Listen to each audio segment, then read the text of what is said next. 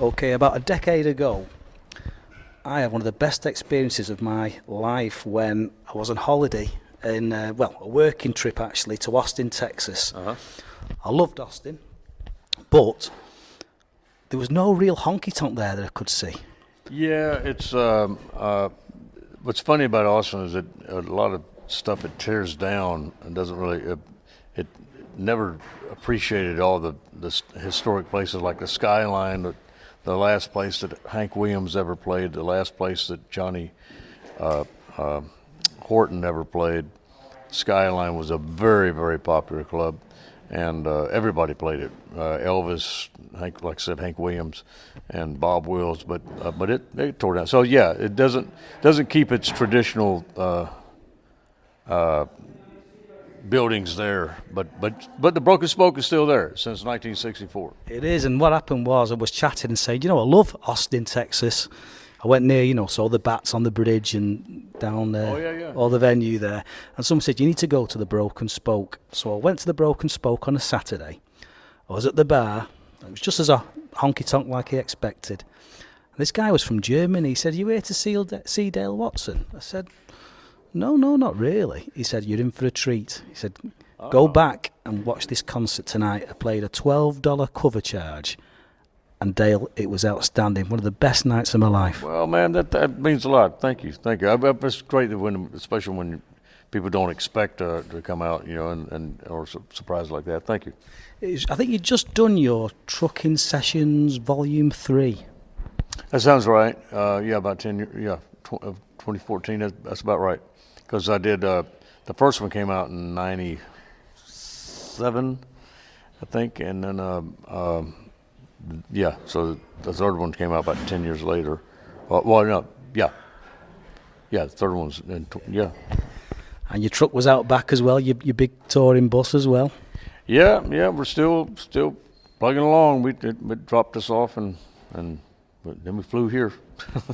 No, I was really excited to see you were touring again because I think you were last here maybe 3 or 4 years ago, and I think at the time you said it was going to be your last time touring Europe. Well, yeah, because touring Europe is difficult, and it was getting to be monetarily wise, it just wasn't working out. And I told the agents, I said, look, it's just I don't want to come off as like the guy. I want more money. I don't want to do that guy. So and that's what I always said about my career period. I said, look, I'll do my shows as long as people come attend them. When they stop attending them, then I'll just go back to driving a truck. Now, 2014 as well was the year, I think, that the Ameripolitan Award started as well. That was the first year. 2014 was the very first award show, yeah.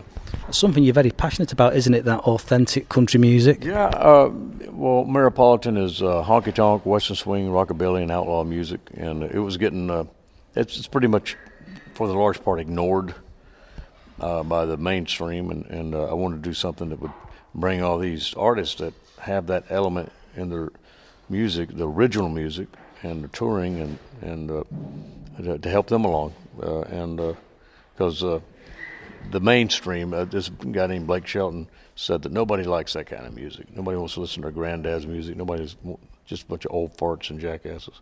So I proved him wrong. He's wrong.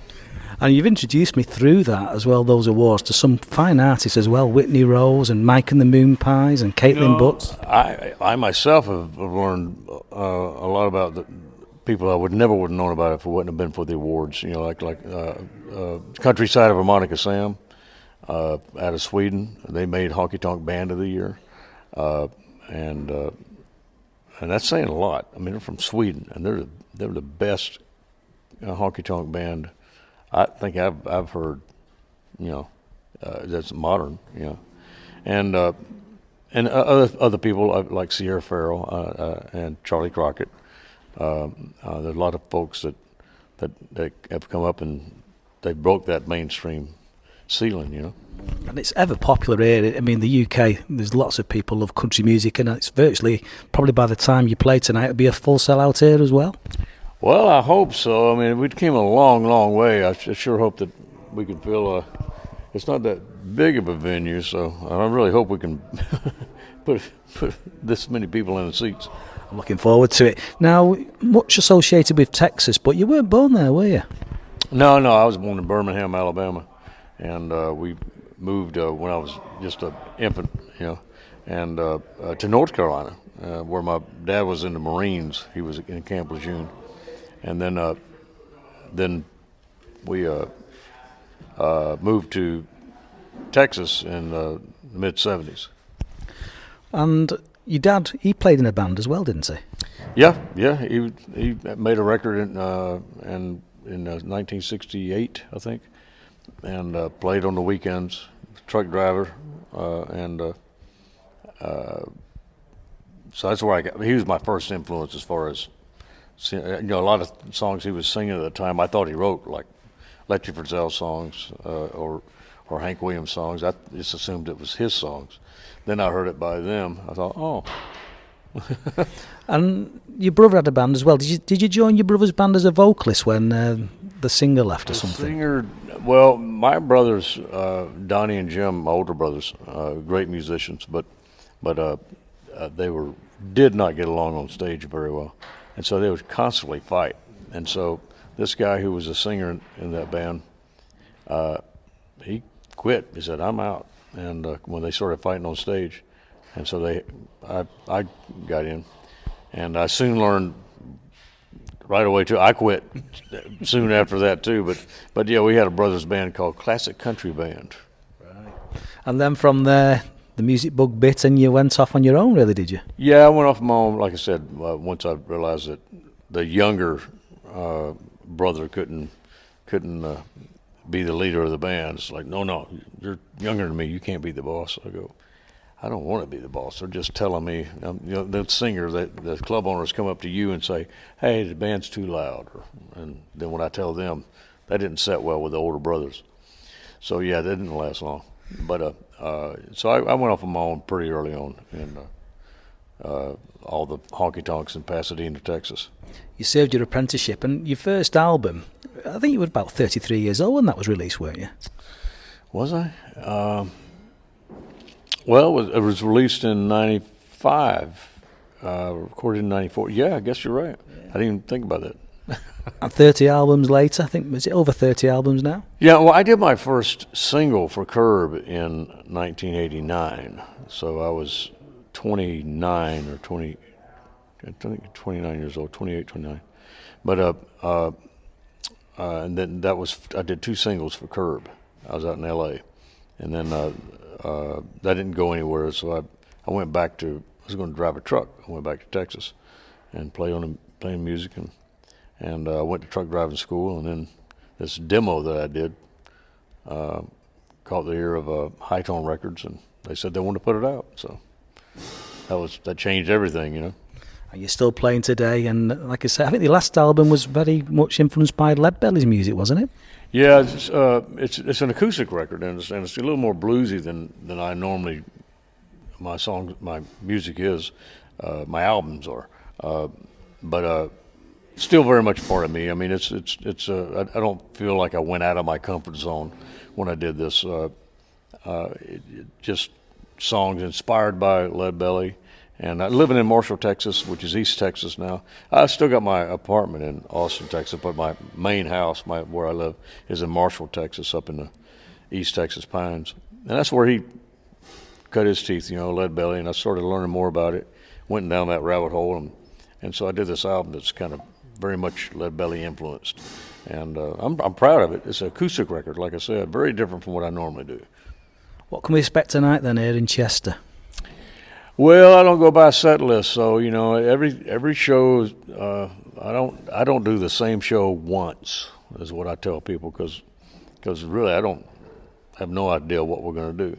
It largely depends on what the audience yells for, but everywhere is so strange. I'll do a show in London, and they'll like songs off maybe Cheating Heart Attack, my first album, and Dreamland, and my 17th album, and then I'll go to the festival we're doing in is it Black Deer? Oh yeah. We go there, and they may want just a trucking session stuff, or something off the new record of Starvation Box. So I just go by what the vibe of the audience, and if maybe sometimes when it's a sit down show, that's going to be different than a stand up raucous beer drinking show.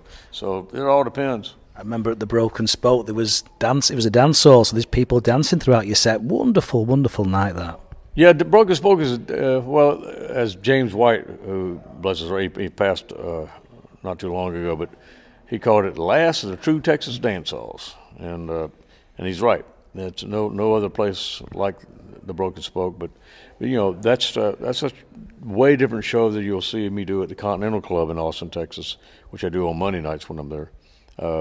So, because that's a dance hall, and I keep the songs going and the dances going, and play waltzes, two steps, shuffle, polkas, and that type of thing, and keep it going. Mix my originals in with some standards, old Merle Haggard and Johnny Cash and George Jones and Ray Price, Bob Wills.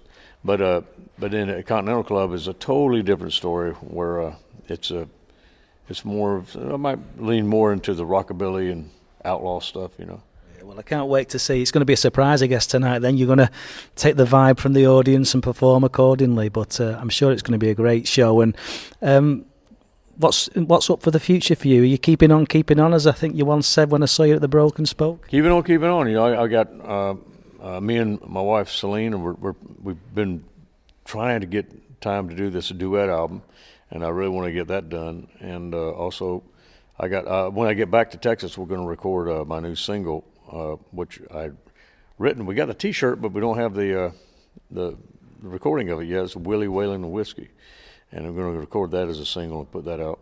But that duet album is one of the things that's on my priority list. Okay, and who's with the band with you at the moment? I know I've spotted Don walking around. Yeah, Don Pollock, who's been with me 21 years on the pedal steel, and then after him, the longest was Manny Pagan.